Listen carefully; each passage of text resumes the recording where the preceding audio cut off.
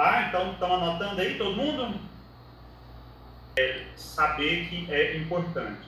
Como eu sei que vocês já estudaram raízes, olha lá, tá? Os dois principais tipos de raízes subterrâneas.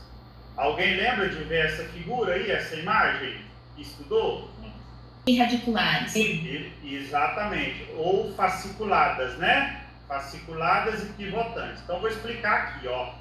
Qual que é a diferença básica? A raiz, a pivotante também você pode ouvir falar em raiz axial, tá?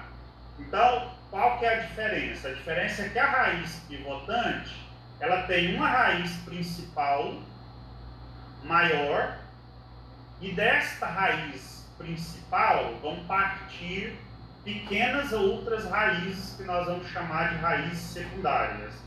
Mas a parte mais importante da raiz pivotante é a raiz principal, é a raiz que vai efetivamente aprofundar-se no solo. Presta atenção nisso, tá?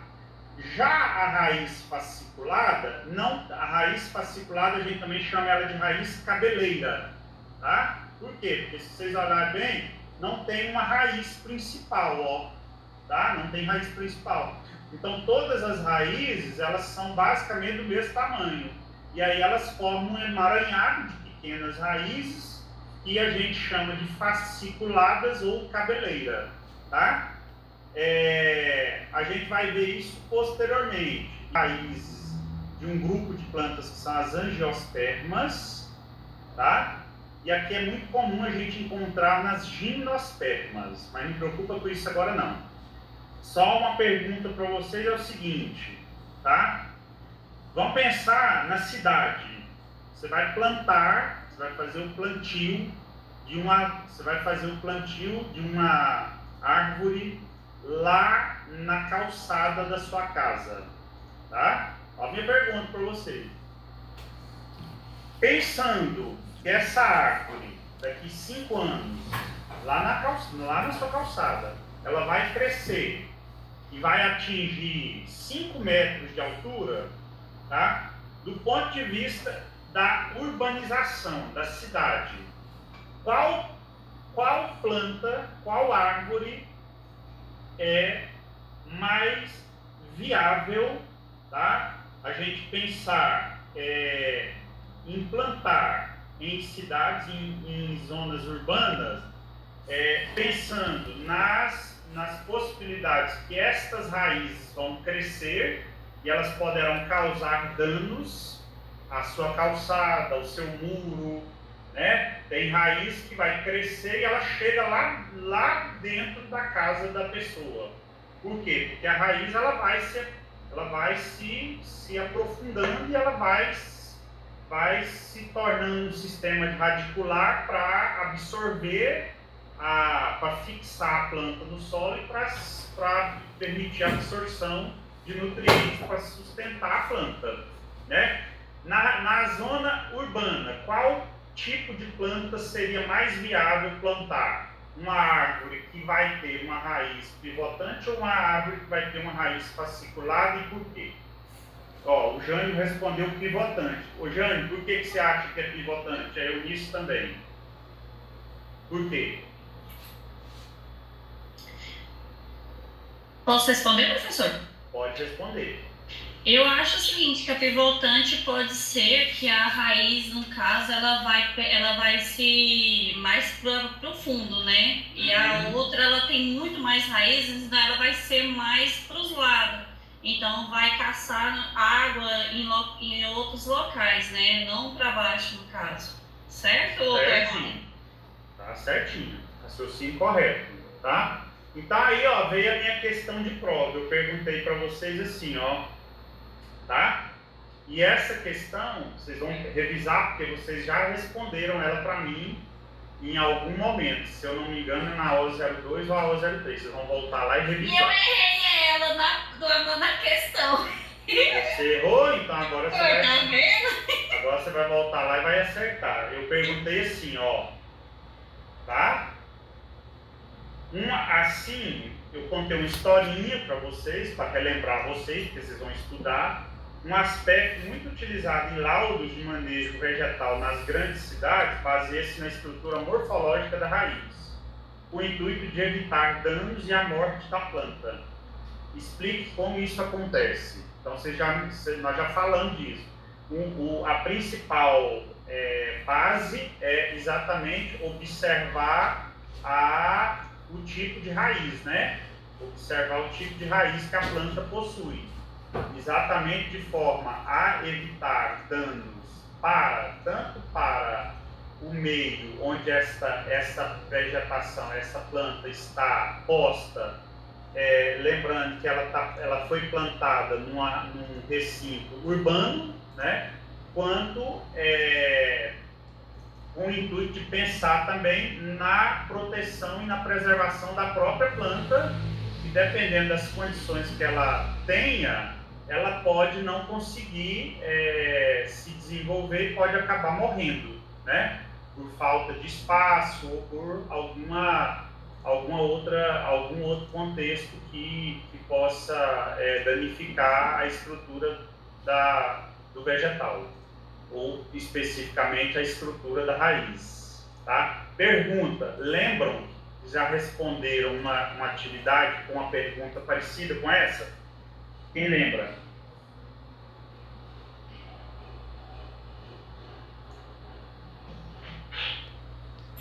Fazer a aula 03 com muita atenção, tá? O tutor já deve ter corrigido e já deve ter dado os feedbacks para vocês, já? A O03, refazer ela. Sim, professor. Ótimo. E o tutor que não tiver dado o feedback das questões, agora é a hora de vocês cobrarem a questão. Tá? Esse feedback, não vão dizer para eles que eu disse que tem questão dessa que está parecida com a que está na prova. Ou, às vezes, é a própria questão, tá? Vocês não digam isso para o tutor, tá bom? Professor, Despreocupa. Oi, pode falar. mas assim, o tutor deu feedback, mas e a resposta correta? O tutor também conseguiria passar isso pra gente? Certeza, porque os tutores têm o gabarito. Eu gabaritei a questão, eu contei a resposta que eu esperava e que espero que vocês respondam, e todos os tutores têm essa resposta em mãos, entendeu? Então, assim, eu não vou contar para vocês, porque se eu contar, eu conto a resposta da prova, não pode, entendeu? Despreocupa, professor. Então, vocês vão cobrar, vocês vão voltar lá na O03, vocês vão olhar, quem acertou, parabéns, aprende, estuda de novo para fazer a prova. E quem errou, conversa com o tutor e pede para o tutor dar um feedback e explicar por que eu errei, tá? Então, assim, mais de forma tranquila, tá? De forma bem simples, é isso que a gente conversou aqui, ó. Raiz pivotante, né?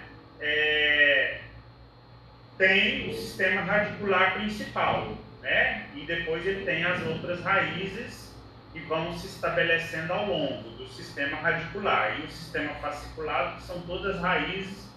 Então, esse aspecto ele é usado no manejo de vegetal em grandes cidades, por quê?